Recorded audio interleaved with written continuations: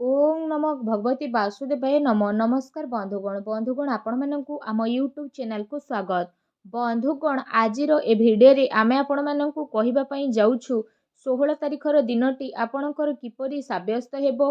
ता सहित जदि आमे एठी कहिबा ए दिन आपणकर किपरि साब्यस्त हेबो, एहा सहित केउ प्रकारर आजिर दिन को प्लानिंग करिवे, केउ जिनिस रे आपणकु फायदा हेबो, केउ सब जिनिस रे आपणकु सावधानता रहिबाकु पड़िबो, आपणकर लव लाइफ किपरि रहिबो, क्यारियर किपरि रहिबो, बिजनेस आउ व्यापार किपरि रहिबो, ता सहित स्वास्थ्यर महत्वपूर्ण इनफॉरमेशन मध्ये आमे भिडियो रे आपण मानकु देबु। ता सहित भिडियो शेष रे आमे आपण मानकु किछि उपाय विषय मध्ये कहिबु, जहा द्वारा आपण आजिर दिन को आहुरि अधिक शुभ और मंगलदायक साब्यस्त करि परिबे। सेथि पई आगो भिडियो आरंभ करिबा पूर्वरु आमर आपणकु रिक्वेस्ट, जदि आपण हमर ए चैनल रे नुआ आछंती त चैनल को सब्सक्राइब करंतु, सांगरे नोटिफिकेशन बेल को मध्ये ऑन करंतु, जहा द्वारा समय समय रे सह नुआ नुआ भिडियो रो नोटिफिकेशन आपणकु मिली जिवो। तो आसंतु जानिबा किपरि रहिबो आपणक पई विशेष भाबरे। जदि आमे कहिबा 16 तारिखर दिन, तो सबुठारु प्रथमे कहिबा कि कोन आपणक पई पॉजिटिव रहिबा पई जाउछि। जदि विशेष भाबरे कहिबा आपणकर वित्तीय स्थिति रे काफी सुधार ए दिन रे आसीबो। अचानक ही धन प्राप्तिर नुआ अवसर आपणक जीवन रे आसीबो, जहा आपणकर भविष्यत रे आपणक पई गोटे बहुत भलो आर्थिक जीवनर निर्माण करिबो। शिक्षा क्षेत्र पई बहुत भलो टाइमिंग रहिबो। ता सहित ए दिन रे आपण बहुत भलो उपलब्धि को मध्ये प्राप्त करिवे। आपण निज भितरे ऊर्जार विस्तारता को करिवे। ता सहित अन्य सहित भलो व्यवहार द्वारा आपण दिमाग रु काम करिवे। एहा सहित आपणक संगरे काम करुथबा लोक माने आपणक पई सहाय्यकारी मध्ये हेबे। कोनोसी योजना विषय रे आपण विचार विमर्श मध्ये करि पारंती। टिके धैर्यर सह जदि काम करिवे तो स्थिति आपणक पई बहुत ही भलो रहिबो। आपण शांत स्वभाव रे जदि कथावार्ता करिवे तो लोक माने आपणकर काफी तारीफ मध्ये करिवे। आपणकर आर्थिक स्थिति काफी भलो रहिबो। ता सहित आपण ए समय रे जदि कहिबा निजर किछि मित्रंक द्वारा आर्थिक सहायता मध्ये प्रदान करिवे। चाकरी पेशा व्यक्ति विशेषण को बहुत अधिक लाभ मिलिबो। मन चाहा चाकरी प्राप्त हेबारु विशेष भाबरे बहुत भलो धन लाभर स्रोत बनिबो। ए समय रे जहा भी किछि कार्य आपण हेउथिला ताकू सफल बनिबा पई मध्ये आपण ट्राई करिवे। किछि बिगिड़ी थिबा कार्य रे सुधार हेबार संभावना बनिछि।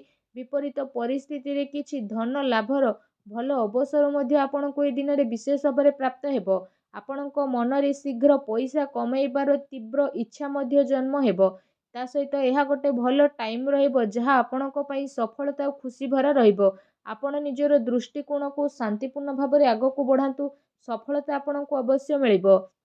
जदि परिस्थिति को धैर्यर सह आपण सामना करिवे तो आपणको बहुत भलो परिणाम मध्ये मिलिबो। काम कार्य द्वारा आपणक पई ए दिन बहुत ही लाभदायक भरा दिन साब्यस्त हेबो, जहा द्वारा आपणक मन बहुत ही प्रसन्नता भरा रहिबो। आसंतु जानिबा ए दिन रे आपणक पई कोन नेगेटिव रहिबो। आपणको आपणकर भाई भौणीकर पूरा सहयोग प्राप्त हेबो। समाज रे आपणकर आपणक परिवारर मान सम्मान बढ़िबो। आपणको आपणक परिवारर जरूरत को ध्यान रे रखि कि कार्य मध्ये करिबा पई पड़िबो, जहा केते थर आपणक नियंत्रण रे बाहर को हेबो। आ एहा द्वारा आपण खुशी अनुभव करिवे। ता सहित कोनोसी खास सौदा बा बड़ फैसला नेबा ठारू बंची रुहंतु। कोनोसी फैसला न नेबा और तार डिसीजन न मिलबा कारणरू आपण प्रॉब्लम रे आसी पारंती। दिन सारा केउठी ना केउठी रुकावटर स्थिति आपणक पई आसीबो। जोश रे आसी कि काहाको भी कोनोसी बिना मांगी परामर्श दियंतु नाही। कठिन परिश्रम रे सबु कार्य आपणकर पूर्ण हेबो। ता सहित अनावश्यक खर्च बढ़िबारु आर्थिक स्थिति आपणकर प्रतिकूल हेबो। लेन देन रे सावधानता रुहंतु। पारिवारिक माहौल बहुत भलो रहइबो, किंतु फ्रेंड्स को सह मनांतर मतांतर होई पारे। संवेदनशील कथाबार्ता रे आपणको आगको बढ़िबारे आवश्यकता रहिछि। संसाधन उपरे खर्च रहिबो। मानसिक अशांति आ चिंतापूर्ण स्थिति देखा जिवो। आत्मविश्वासर अभावरु करा जाइथिबा कार्य रे रोकावट तथा बाधा आपणकर उत्पन्न हेबो। व्यवसायिक दृष्टि जदि कहिबा समय आपणक पई सामान्यतर रहिबो। कोनोसी नुआ कार्य योजना को विस्तार देबा आपणक प्रॉब्लम को बढ़ाई मध्ये पारे। ता सहित चिंता एवं मतभेद आपणको चिड़चिड़ापण मध्ये बनाई पारे। ता सहित आपण आपणकर परिचितंक उपरे निजर डिसीजन को थोइबा पई चेष्टा करिवे। ता द्वारा आपण निजे निज को नुकसान करिवे। कोनोसी अजणाशुना कथारे आखि बंद करी विश्वास करंतु नाही। ता सहित निजर सच्चाई को भल भाबरे जानिबा पई ट्रायल करंतु। बाणी उपरे नियंत्रण करंतु, अन्यथा किछि प्रॉब्लम आपणको आसी पारे, तेणु सावधान रुहंतु। ଆସନ୍ତୁ ଜାଣିବା ଆପଣଙ୍କର ଲଭ୍ ଲାଇଫ୍ କିପରି ରହିବ। କୌଣସି ପ୍ରକାରର ଯାତ୍ରା କିମ୍ବା କୌଣସି ପ୍ରକାରର ସୌଖିନ ଇତ୍ୟାଦିକୁ ନେଇ କଥାବାର୍ତ୍ତା ହୋଇପାରେ। ଏମିତିରେ ଯଦି କହିବା ଆପଣଙ୍କୁ ମଧୁର ସମ୍ବନ୍ଧ ବନେଇବାରେ ପ୍ରୟାସ ରଖିବାର ଅଧିକ ଆବଶ୍ୟକତା ରହିଛି। ଆପଣ ନିଜର ପ୍ରୟାସରୁ ସ୍ଥିତିକୁ ଅନୁକୂଳ ମଧ୍ୟ କରିପାରିବେ। ଆପଣ ଆପଣଙ୍କର ସମ୍ପର୍କକୁ ନୂଆ ରଚନାତ୍ମକତା ଦେବେ ଆଉ ତାକୁ ମଜବୁତ ମଧ୍ୟ କରିବେ। ଏ ସମୟରେ ଆପଣ ଜଣେ ଆଉ ଜଣଙ୍କ ପ୍ରତି ଅତ୍ୟଧିକ ଆକର୍ଷଣ ମଧ୍ୟ ଅନୁଭବ କରିବେ। କିନ୍ତୁ ଧ୍ୟାନ ରଖନ୍ତୁ, ମର୍ଯ୍ୟାଦିତ ଆଚରଣ କରିବା ସର୍ବଥା ଆପଣଙ୍କ ପାଇଁ ଉଚିତ ରହିବ। ତା ସହିତ ଆପଣ ଆପଣଙ୍କ ପ୍ରିୟତମଙ୍କୁ ଏହା ଅନୁଭବ କରାଇବେ କି ବାସ୍ତବରେ ଏ ସମ୍ପର୍କ ଆପଣଙ୍କ ପାଇଁ ମହତ୍ତ୍ୱପୂର୍ଣ୍ଣ କି ନୁହଁ। ଆପଣ ଆପଣଙ୍କର ପ୍ରିୟତମ ହିଁ ଆପଣଙ୍କ ପାଇଁ ସର୍ବଶ୍ରେଷ୍ଠ ରହିବ। ଏ ଦିନ ଆପଣଙ୍କର ପ୍ରେମ ଜୀବନ ପାଇଁ ବହୁତ ଭଲ ଦିନ ସାବ୍ୟସ୍ତ ହେବ। ତା ସହିତ ଏ ଦିନ ଆପଣଙ୍କୁ ଅବଶ୍ୟ ହିଁ ଲାଭ ଉଠାଇବାର ରହିଛି। ଆସନ୍ତୁ ଜାଣିବା ଏ ଦିନରେ ଆପଣଙ୍କର ବ୍ୟବସାୟିକ କ୍ୟାରିୟର କିପରି ରହିବ। ବ୍ୟାପାର ଧନ୍ଦା ଆପଣଙ୍କର ଭଲ ଚାଲିବ। କାର୍ଯ୍ୟ କ୍ଷେତ୍ରରେ ବହୁତ ଭଲ ସଫଳତା ମଧ୍ୟ ପ୍ରାପ୍ତ ହେବ। କାର୍ଯ୍ୟଭାରର ତ ଅଧିକତା ରହିବ, ଯେଉଁଥିପାଇଁ ପରିଶ୍ରମ ଆପଣଙ୍କୁ ଅଧିକ ମଧ୍ୟ କରିବାକୁ ପଡ଼ିବ ଆଉ ପୁରା ଦିନ ଦୌଡ଼ା ଦୌଡ଼ିରେ ମଧ୍ୟ କଟିବ। କାମକାର୍ଯ୍ୟ ସିଲସିଲାରେ ଆପଣଙ୍କୁ କୌଣସି ଛୋଟ ଯାତ୍ରାରେ ମଧ୍ୟ ଯିବାକୁ ପଡ଼ିପାରେ, ଯାହା ଆଗକୁ ଯାଇ ଆପଣଙ୍କ ପାଇଁ କାଫି ଲାଭଦାୟକ ଭରା ସିଦ୍ଧ ହେବ। ତା ସହିତ ଆପଣଙ୍କୁ ଧନ ପ୍ରାପ୍ତିର ଅନେକ ଅବସର ମଧ୍ୟ ପ୍ରାପ୍ତ ହେବ, ଯେଉଁଥିପାଇଁ ଆପଣଙ୍କ ମନ ବହୁତ ପ୍ରସନ୍ନ ମଧ୍ୟ ରହିବ। ଏହା ସହିତ ମେଡ଼ିକାଲ ସହିତ ଜଡ଼ିତ ଛାତ୍ରଙ୍କ ପାଇଁ ଦିନ ବହୁତ ଭଲ ରହିବା ପାଇଁ ଯାଉଛି। ଚାକିରି କରୁଥିବା ବ୍ୟକ୍ତିବିଶେଷଙ୍କ ପାଇଁ ଦିନ ମଧ୍ୟ କାଫି ମିଲାଜୁଲା ରହିବା ପାଇଁ ଯାଉଛି। ଏହା ସହିତ ଆପଣଙ୍କୁ ଆପଣଙ୍କର ବ୍ୟବସାୟକୁ ନେଇକି ମଧ୍ୟ କୌଣସି ଯାତ୍ରା ହୋଇପାରେ, ଯାହାର ଆପଣଙ୍କୁ ସକାରାତ୍ମକ ପରିଣାମ ପ୍ରାପ୍ତ ହେବ। ତା ସହିତ ବ୍ୟବସାୟିକ ଦୃଷ୍ଟିରୁ ଏ ଦିନର ସ୍ଥିତି ଆପଣଙ୍କ ପାଇଁ କାଫି ଅନୁକୂଳ ରହିବ ଆଉ ଏ ସମୟରେ କୌଣସି ନୂଆ ଲାଭ ମଧ୍ୟ ଆପଣଙ୍କୁ ବିଶେଷ ଭାବରେ ମିଳିବ, ଯାହାର ଆପଣଙ୍କୁ ଲମ୍ବା ସମୟରୁ ଇଚ୍ଛା ରହିଥିଲା।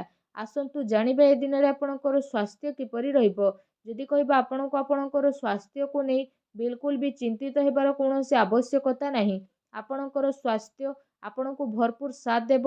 ସ୍ୱାସ୍ଥ୍ୟ ଦ୍ୱାରା ଆପଣ ଭରପୁର ସାଥ ପ୍ରାପ୍ତ କରିବେ। ଆପଣ ନିଜେ ନିଜକୁ ଊର୍ଜ୍ଜାମାନ ଏବଂ ବିଲକୁଲ ଚିନ୍ତାମୁକ୍ତ ମଧ୍ୟ ଅନୁଭବ କରିବେ, ଯାହାଦ୍ୱାରା ଆପଣଙ୍କ ମନ ବହୁତ ପ୍ରସନ୍ନ ରହିବ। ତା ସହିତ ନିଜ ସ୍ୱାସ୍ଥ୍ୟକୁ ଆହୁରି ଅଧିକ ଭଲ ରଖିବା ପାଇଁ ଆପଣ ପ୍ରତ୍ୟେକ ଦିନ ଯୋଗ କରନ୍ତୁ, ବ୍ୟାୟାମ କରନ୍ତୁ ଏବଂ ସୁସ୍ଥ ରୁହନ୍ତୁ। ଆସନ୍ତୁ ଜାଣିବା ଏ ଦିନରେ ଆପଣଙ୍କ ପାଇଁ କ'ଣ ବିଶେଷ ଉପାୟ ରହିଛି।